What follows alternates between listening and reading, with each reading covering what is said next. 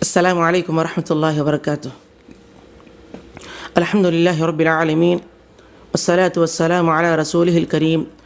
أشهد أن لا إله إلا الله وحده لا شريك له وأشهد أن محمدا عبده ورسوله. أما بعد. محترم سامعین، آج دنیا میں جو لوگ مصیبتوں میں مبتلا ہے ان کے بہت سارے اسباب ہیں، اور آج ہم لوگ جس طریقے سے دیکھ رہے ہیں، آج لوگ اس بیماری میں مبتلا ہو رہے ہیں، جس طریقے سے بڑی تعداد اور بہت سی بڑی تعداد اس بیماری میں ملوث ہو رہی ہے۔ اس کی وجوہات بہت زیادہ ہے، بہت سارے بھی ہیں۔ دیکھیے، انسان بہت ساری تدابیر اختیار کر رہا ہے، بہت ساری چیزوں کو اس بیماری سے بچنے کے لیے اسباب کو بھی اختیار کر رہا ہے، لیکن ان سب سے زیادہ ایک چیز سمجھنے کی بھی ضرورت ہے کہ اتنے زیادہ تدابیر اختیار کرنے کے باوجود،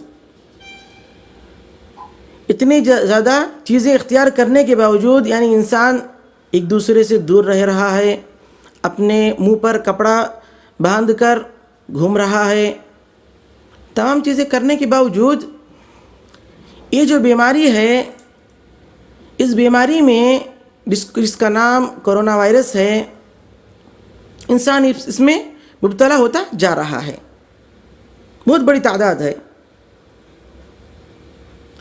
اس مناسبت سے ایک بات بولنا میں گوارہ سمجھتا ہوں، یہ ہے ابن کثیر روایت کرتے ہیں کتاب البدایہ والنہایہ میں کہ سن 478 ہجری میں ملک شام، ملک عراق اور حجاز کے علاقوں میں طاعون کی وبا پھیلی، یعنی طاعون جیسے بیماری میں لوگ مبتلا ہو گئے۔ اس میں لوگوں کو سخت بخار ہوتا، اس کی وجہ سے بے شمار چوپائے اور یہاں تک کہ جنگل میں رہنے والے جانور بھی ہلاک و برباد ہو گئے، مر گئے، جس کی وجہ سے دودھ اور گوشت کی بہت زیادہ قلت ہونے لگی۔ لوگوں کو گوشت کھانے کے لیے گوشت اور پینے کے لیے دودھ اور کھانے پینے کی چیزیں مہیا نہیں ہو رہی تھی۔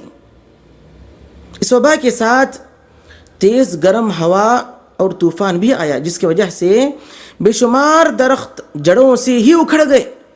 لوگوں کو ایسے محسوس ہوا جیسے قیامت آ گئی ہو۔ اس وبا بیماری کا مقابلہ کرنے کے لیے اس وقت کے عباسی خلیفہ، اس زمانے میں جو خلیفہ تھے، ان کا نام المقتدی بامر اللہ، انہوں نے حکم جاری کیا کہ سب لوگ ایک دوسروں کو نیکی کا حکم دیں اور گناہ سے روکیں، یعنی امر بالمعروف کا حکم دیں اور نہی عن منکر کا کام کریں۔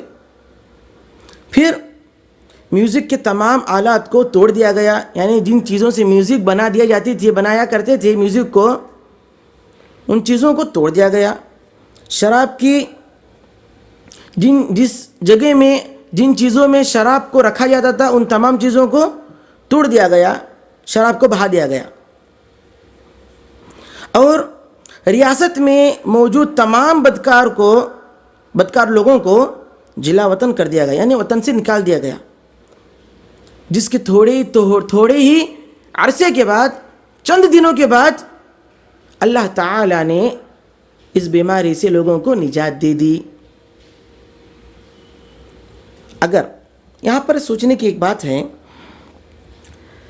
کہ اگر ہم بھی کرونا وائرس کے عذاب سے بچنا چاہتے ہیں تو فوراً ہر طرح کا گناہ چھوڑ دیں اور ایک دوسروں کو نیکیوں کی نیکیوں کو کرنے کا حکم دیں، نیکیوں کی تلقین کرتے رہیں، نماز، روزے، نوافل اور قرآن کی تلاوت کی پابندی کریں، موبائل اور کمپیوٹر میں موجود تمام گانے، فلم اور گندی تصاویر اور ویڈیوز فوراً ڈیلیٹ کریں، اور آئندہ کبھی موبائل میں گناہ کا سامان رکھنے سے توبہ کر لیں، اور یہ سب کرنے کے بعد اللہ تعالیٰ سے گناہوں کی معافی مانگے، کیونکہ یہ امر بالمعروف یعنی نیکی کا حکم دینا اور گناہ سے بچنا یہ بہت بڑا فریضہ ہے، یہ بہت بڑا فریضہ ہے۔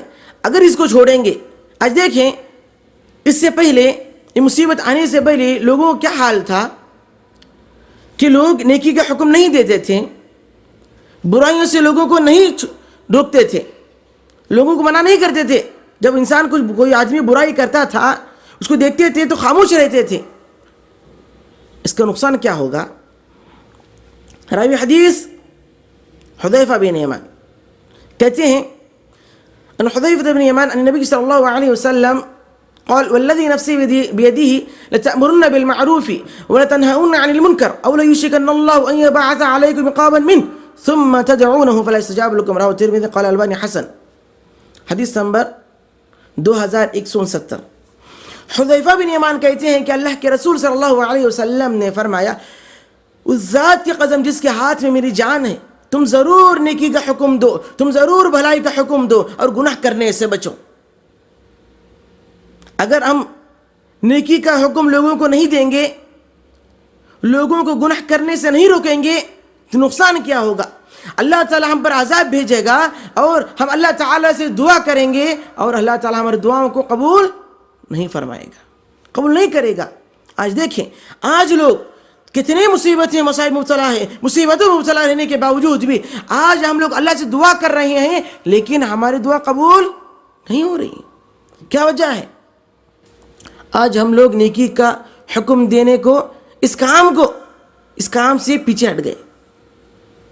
آج کوئی آدمی گھر کا ایک فرد ہی سمجھ لیں، باپ اپنے بچوں کو نماز پڑھنے پر نہیں ابھارتا، نماز پڑھنے کا حکم نہیں دیتا، نیک کام کرنے کا حکم نہیں دیتا، قرآن پڑھنے کا حکم نہیں دیتا۔ اگر فلم وغیرہ گندی چیزیں وغیرہ دیکھ رہے ہیں، اس پر نہیں منع کرتا، سمجھتے ہیں نہیں کہ یہ آج کی جنریشن ہے، اسی طرح کرتے ہیں۔ نہیں، اس پر روکنا ضروری ہے، نیکی کا حکم دینا ضروری ہے، گناہوں پر روکنا ضروری ہے۔ اگر ایسا نہیں کریں گے تو ہم لوگ اللہ سے جو دعا کر رہے ہیں وہ دعا اللہ تعالیٰ ہمیں قبول نہیں فرمائے گا، اور اللہ تعالیٰ ہم پر عذاب بھی بھیجے گا۔ یہاں پر سمجھنے کی ضرورت ہے۔ ان تمام مواقع سے ہمیں چیز معلوم ہوتی ہے کہ ہم لوگوں کا ایک فریضہ بنتا ہے کہ ہم لوگ نیکی کا حکم دیں اور لوگوں کو برائی سے روکیں۔ ایسا کریں گے تو انشاءاللہ اللہ چاہے گا تو یہ بیماری ختم کر دے گا، کیونکہ تمام چیزوں پر اللہ کی مرضی ہوتی ہے، اللہ ہر چیز پر قدرت رکھنے والا ہے، اللہ علی کل شیء قدیر۔ اس لیے ضرورت اس بات کی ہے کہ ہم تمام لوگ اللہ سے معافی طلب کریں، اللہ سے معافی مانگیں، اور لوگوں کو اللہ کی عبادت کرنے کا حکم دیں، نیکیوں کی طرف لوگوں کو بلائیں۔ اگر ہر آدمی اپنے گھر والوں کو امر بالمعروف کا حکم دے گا اور والنہی عن المنکر کا حکم دے گا، تو انشاءاللہ تمام لوگ اسلام پر پابند ہو جائیں گے، اللہ اور اللہ کی رسول کی حکم کی پیروی کریں گے۔ تو آخر میں اللہ تعالیٰ سے دعا ہے کہ اللہ تعالیٰ ہم تمام مسلمانوں کو شریعت کو مکمل طور پر سمجھ کر اس پر عمل کرنے کی توفیق دے۔ السلام علیکم ورحمۃ اللہ وبرکاتہ۔